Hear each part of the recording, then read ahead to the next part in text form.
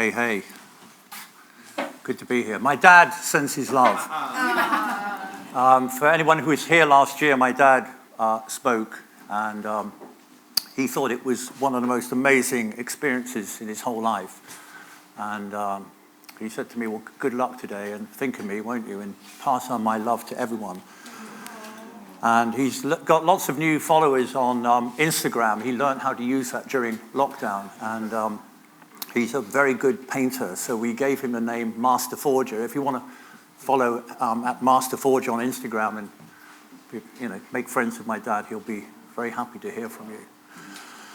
And I spoke to him obviously yesterday, and yesterday happened to be 8 years to the day that my mum passed away, and so she is very much in my heart today, and also she would love to be here. So hopefully I don't screw up.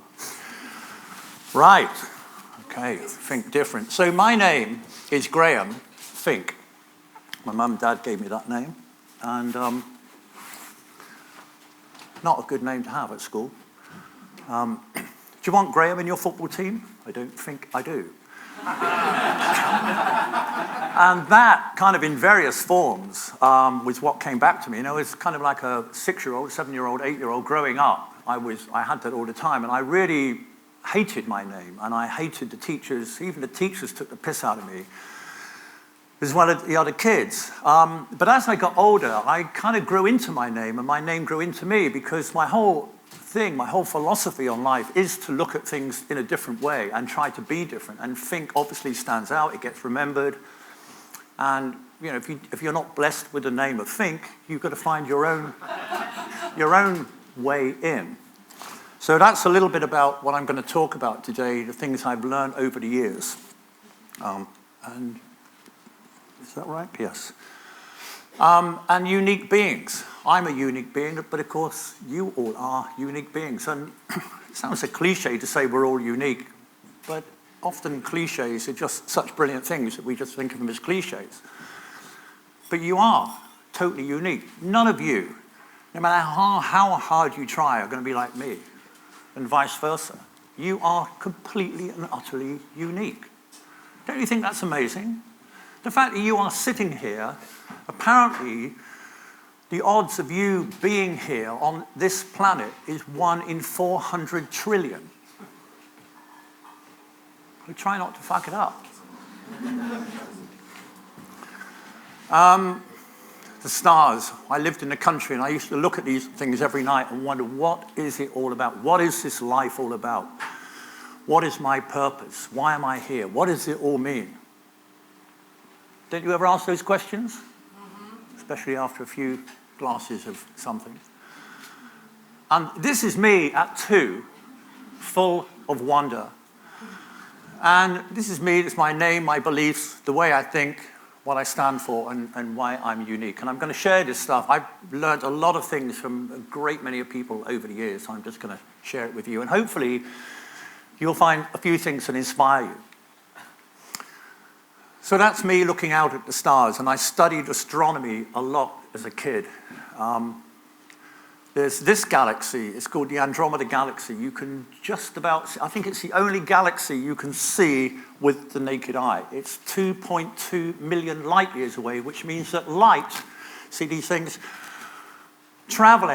light travels at 186,000 miles per second. And yet it takes the light from the Andromeda galaxy to reach you when you're looking at 2.2 million years that light has been traveling. Don't you think that's incredible when you're looking at it? I mean, it may not even be there. All these amazing things that we're surrounded with, and yet we go, oh, fucking hell, I'm busy. I've got emails, I'm stressed. Don't look down, look up. So to me, creativity really matters. And it was a few years ago, David called me and said, why don't you do a course on this thing?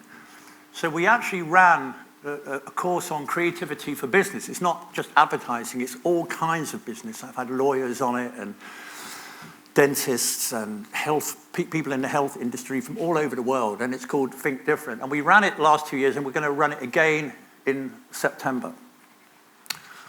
But it's very much about why creativity matters. Creativity should, I think, be at the heart of your business. targets and figures should not be at the top, at the beginning or the middle of your business. You know, one idea can change everything. Very famous advertising man, if you watch Mad Men, that was all around the time of this fellow Bill Bernbach, and he said it may well be that creativity is the last unfair advantage we're legally allowed to take over our competitors. You know, I came on one of David's courses, Keyboard CEO, and someone at halftime asked me some questions about her business and what should she do and positioning, and I said, well, who's your competition? Oh, she said, I hadn't thought about that. And I said, and how is your product different to everything else? She said, oh my God, this is gold dust. And she starts writing. I mean, this is like basic stuff.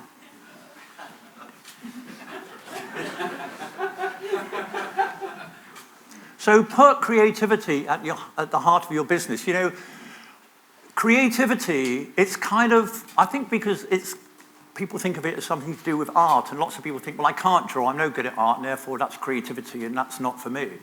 And let's go into the boardroom now and talk about these really serious matters, because we're in deep shit, and charts are plummeting, and we've got to sort of turn around, and everyone starts talking about ROI and all this shit.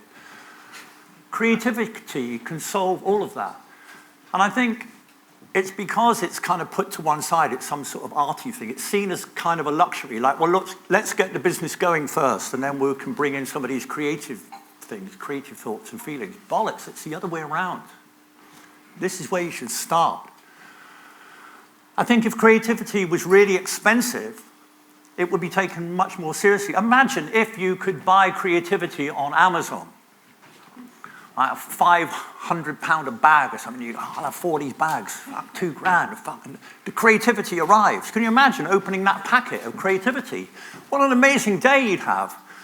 And then the finance director comes in and says, he said, I think we need to have a word. There's been a lot of orders of this creativity shit going on at the minute. It's really expensive. Although I have to say, every time you bring it in, our production goes up tenfold. Just a thought.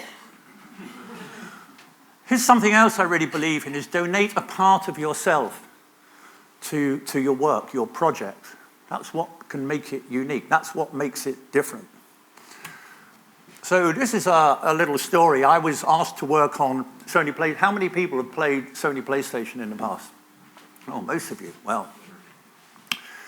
So clients often say to me, take me on the journey of your thinking. I think you really do not want to come with me on the journey of my thinking. My starting process on PlayStation is, okay, PlayStation. Now imagine I'm addicted to PlayStation. I play it 24/7 for weeks, days, months.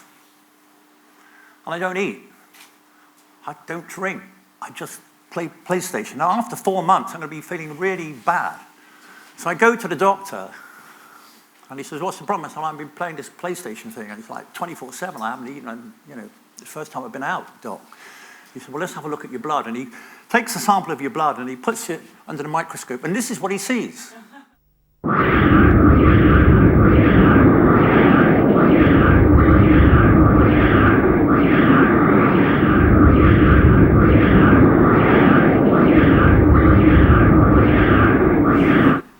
And that was a 10-second commercial I did for Sony PlayStation. There was no N-line, no QR code, no web address and all that stuff. And that was the poster. The only copy, it's this tiny little line of legal shit there. There's nothing else on it. It's up for people to work it out, what that is. And that blood is my blood. I went to the hospital and they took an armful of blood and I went back and photographed it through a high-powered microscope the next day. And then I retouched in these symbols because they're not actually in my blood, you see? And then that ran like that. It's okay, so that's me literally donating to the work. But think of you and your thoughts and your feelings, put that into your work, and that's what will make it unique. You are unique. That's what makes your business unique, your project unique. Total and utter bollocks. That sentence is the most destructive sentence ever written. It's crushed more careers and self-beliefs than any sentence ever written. We are not born to be limited. We are born to be limitless. Sure, get really good at one thing, but get good at other things. Malcolm Gladwell talks about the 10,000 hour rule. Sure, great, But then you've got a lot more 10,000 hours. Go and get good at lots of other things. Be curious. Explore everything. Do everything. It doesn't matter if you're shit at it. Just fucking try it. Does it matter? Does it matter what people think? We have these voices in our head. Oh, I can't say that. What will people think? Has anyone ever told you what other people think of you is none of your business? Do everything, try everything, fail at everything. Live your life. Never negotiate against yourself. Don't ever say my idea is no good. I wonder how many times you've been in some kind of a meeting of brainstorming. I hate those things, but brainstorming. And you think, I've got an idea, but I daren't say it in front of all these people. There's some really smart people in here, and I'm not sure about this idea. It's a bit stupid. So you don't say it. But if you had said that stupid idea, someone might have said, oh, hang on, you've just given me a better idea, and someone else says yes, and they build on it. You think if all of us had uttered these stupid ideas, the world would be so much more advanced. Think about that. We're in the dark ages. We're not. They say that we are so much better off than we've ever been, but just think if we'd come up and we'd uttered all these things, it's these voices in our head that chipping away at us. Don't listen to them. They are your worst enemy. They are not you. Someone earlier was talking about who is the real you. It's a longer conversation. But the real you is not all these thoughts chattering away. Something I talk about a little bit quite a lot in the course, but I'll just give you a quick check on this. When you are thinking about who are you really, Carl Jung, the psychologist, divided people up into these 12, he calls the Jungian archetypes: the creator, the sage, the explorer, the hero, the jester, the caregiver. Now, we are all of these things, of course, but the idea is that you are dominant most of the time, that everyone has one dominant archetype. So if you look at those, which one do you think you are? You can say, yeah, I'm a bit of a creator, and oh yeah, I'm also a bit of a jester. But which one do you think is the true you, that you dominantly are? And then it gets interesting, because then you start to link this to brands. Now, you may disagree with the positioning of these things, but this is an attempt. Harley Davidson is the outlaw. Nike is the hero. Apple, the creator. But it's really interesting to start thinking about this and then to play with it and to think about, who is, which is your dominant part, which is the number 2 and 3, and who is your opposite. Culture shock. I'm always telling people, get out your comfort zone. Easy for me to say to other people, get out your comfort zone. So I was in a position where I was in London, and I was very lucky, running a brilliant agency, and I've been there a long time, having a great time, and I thought, I'm too comfortable. I've got to get out of my comfort zone. So I went to China. Everyone went, Graham's going to China. Yeah, of course. Man, I mean, if I said I was going to New York, they would get it, but no one could believe. I went to China about 10 years ago. I stayed there for 7 years because I wanted to get out of my comfort zone. And you have to keep doing it. You have to keep forcing yourself to do it so that you get comfortable with it. Get comfortable with getting out of your comfort zone, because if you keep practicing this thing, it's comfortable. It wasn't entirely, I gave up a lot of stuff to go to China. But it was an incredible adventure. I learned so much.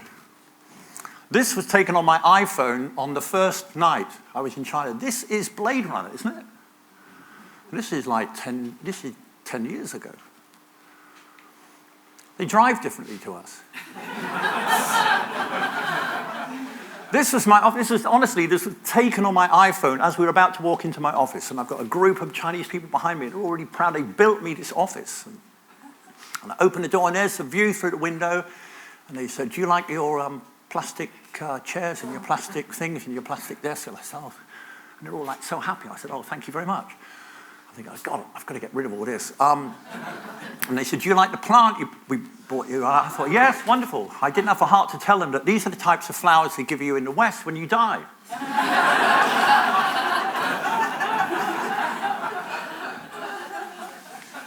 my PA. They love dressing up. Vivian, this is her best friend. She is the new business director. We won 9 out of 10 pitches, right? So if you're not winning your pitches, dress up as a bear. Think different.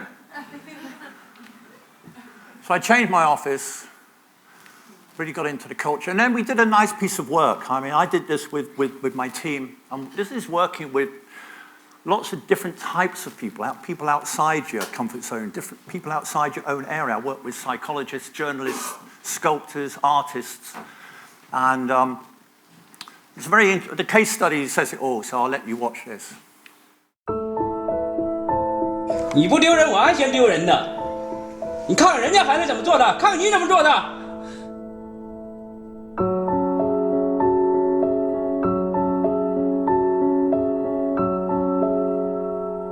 说你能考上干嘛？他一开始考了小分，那你不让强。就没见过你这么笨的，办事都比你强。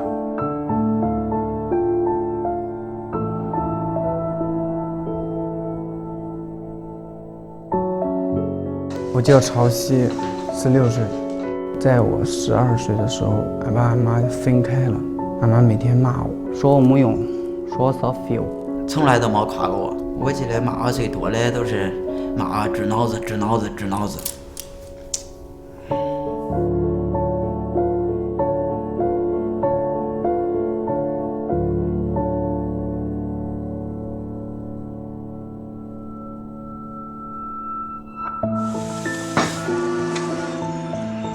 弄了一把枪，找那个赌场里最有钱的人，拿枪把他给杀了。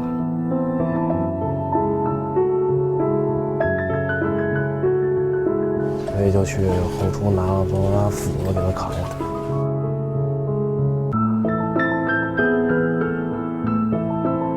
拿了个水果刀，捅了他2刀。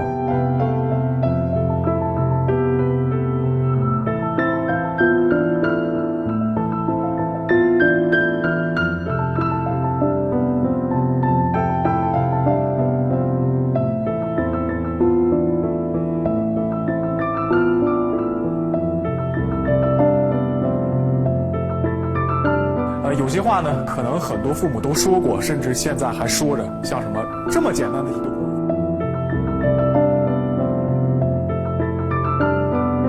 比如说你别丢人了，就这样的一些话。绝对是没想到，没想到这么严重。以后说话真得注意了。不按照我的思维走呢，我就容易发火，得改嘛。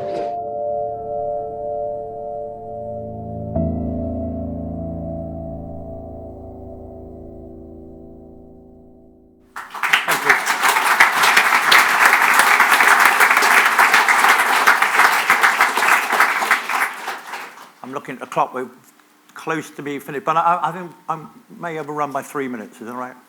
I know you stopped my dad last year. You'd never forgive me. Okay, this is another case study. This is to get Chinese people to visit the UK, and obviously for them it's a long way. It's very expensive. It's a different language, etc. But a bit like my Chinese PA, she loves dressing up. The Chinese love giving names to things, names and places. My Chinese name is Fan Kaming. And there was this insight we had about, in the old days, it was us Brits who roamed the world giving English names to everything. So we flipped it. Have a look at this. For centuries, the British roamed the world, slapping English names on just about everything. So when it came time to promote Great Britain in China, we thought the Chinese might like to return the favour, with great Chinese names for Great Britain. Now, Britain is launching its largest ever tourism campaign, and it's based around asking people to choose the Chinese name for a range of British landmarks. We want funny names, we want thought-provoking names, we want names which are poetic. 就叫它那个迷字小镇、自由之路、荣耀之路、山坡上的蚯蚓。 We invited them to suggest names for over 100 iconic British attractions online, and the names poured in. 女王驾到，侠盗林、摘星塔、七燕谷、白色大裸奔、高帅富之路、For places not listed on the site, namers were encouraged to personally visit the location and be the first to upload their submissions to Weibo, along with proof of visit. A Chinese Beatles fan named Yu Run grabbed the opportunity to name Beatles landmarks in London and Liverpool. 现在终于命名完了，它就叫潘尼路了。 The names were immortalized on Wikipedia, Baidu, and Google Maps. And the campaign became a talking point both in China and abroad. The new Chinese name for the Gherkin building in London translates quite literally to the pickled little cucumber. The famous Highland Games, some feel it could be better translated as strong man, skirt party. This was the first time in history one country had invited the citizens of another to come up with names for its major landmarks. And as a result, Britain is greeting a lot more Chinese tourists this year. Thank you very much. 大功告成了，我可能创造了一段小历史。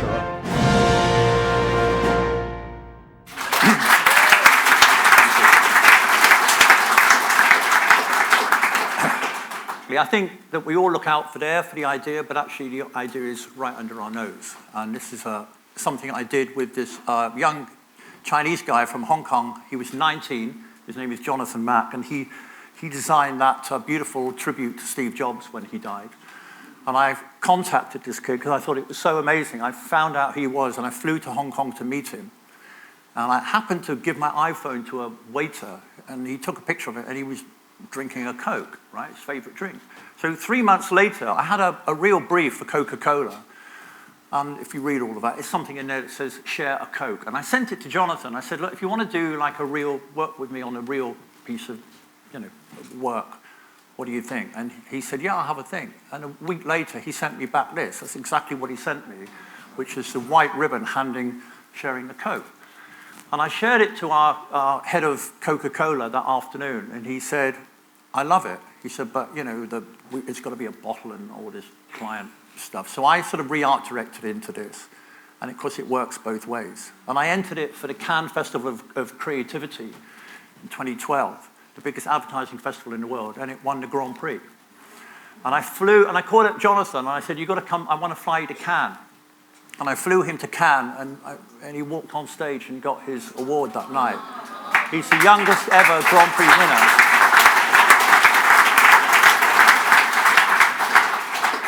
And it has officially now oh look, you're still wearing the same shirt before.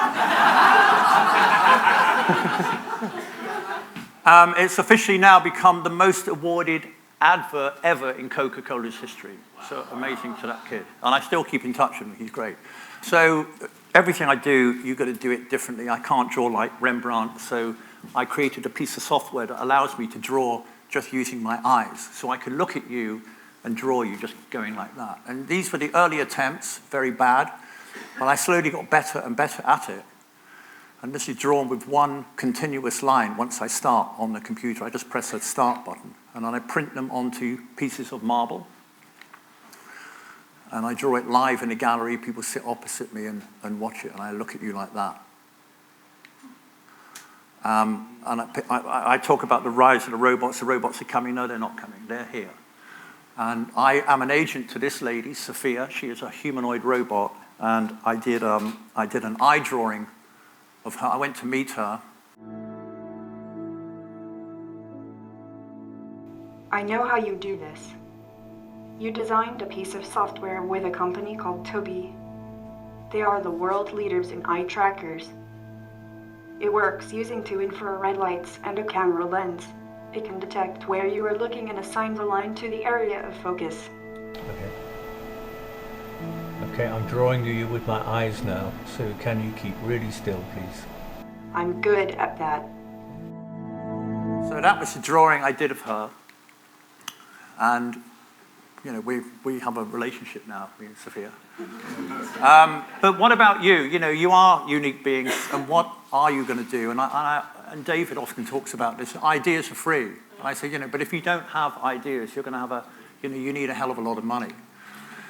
And the whole point, what is the whole point of this? Well, I think do as many things as you possibly can. You are totally unique. It doesn't matter. Just get out there and do as many things you can and embrace this wonderful life. Don't listen to those things negotiating in your head and stopping you being the best you can be. That's all it is. It's these noises that are stopping you fulfilling your full potential.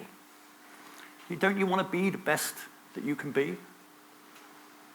That's what I think it is. So when you draw your final breath, when you exhale, you can honestly say from the heart, I have lived. Don't die with the music still in you. Whatever you do. Think big, think small, but for fuck's sake, think different.